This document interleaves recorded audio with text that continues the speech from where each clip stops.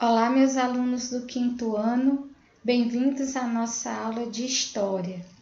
Hoje o nosso tema será a escravização dos indígenas, as missões jesuíticas. Com a escravização dos indígenas, os europeus queriam converter os indígenas ao catolicismo. Dessa forma, os europeus achavam que era mais fácil de poder dominá-los. Com isso, além dos colonizadores, foram enviados à colônia os jesuítas, que eram os religiosos pertencentes à Companhia de Jesus, uma instituição ligada à Igreja Católica com caráter missionário.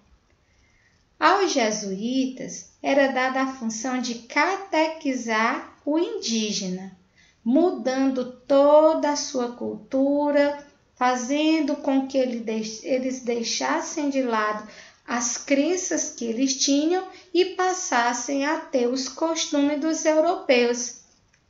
Dessa forma, os jesuítas criaram as missões jesuíticas, que eram aldeamentos isolados, onde os indígenas pudessem ser instruídos sobre os ideais católicos e o modo de vida europeu, sendo obrigados a deixar suas crenças e seus costumes.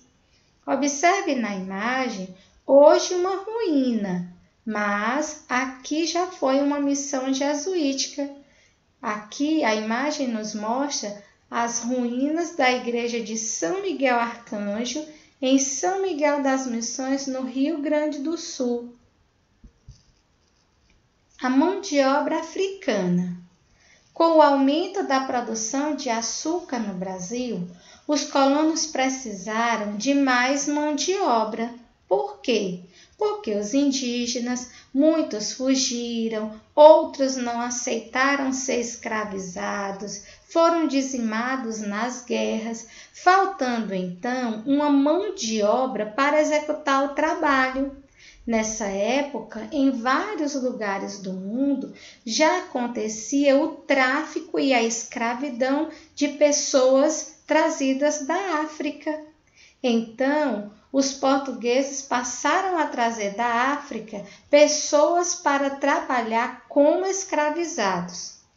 Desse modo, o tráfico de escravo tornou-se um grande negócio para a coroa portuguesa, que lucrava com os impostos desse comércio. Por quê? Porque cada escravo valia um peso muito grande para os traficantes. Eles eram vendidos como um comércio, como uma mercadoria. Os africanos eram trazidos nos porões dos navios em péssimas condições, em espaços muito pequenos e com péssimas condições de higiene.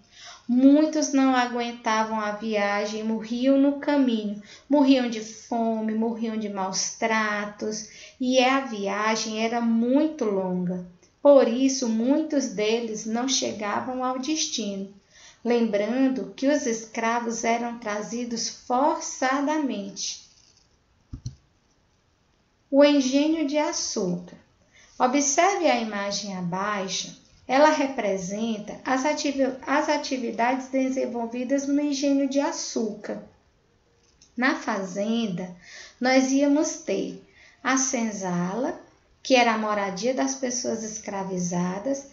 Geralmente as senzalas eram muito simples, não tinha divisões, nem móveis em seu interior. Era um grande galpão coberto de palha, onde os negros eram trancafiados todas as noites após o trabalho na lavoura.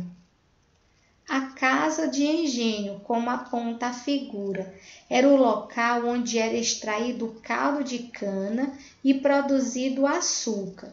Então os escravos iam para a lavoura, colhiam a cana, essa cana era trazida para a casa de engenho, onde ela ia ser moída, ia ser extraído o caldo da cana e ele ia ser cozido em grandes caldeiras. Era um trabalho exaustivo.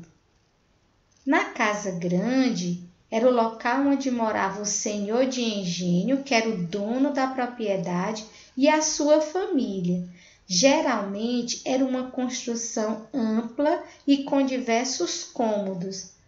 Lá também, na casa grande, alguns escravos, que eram chamados os escravos domésticos, executavam trabalhos domésticos.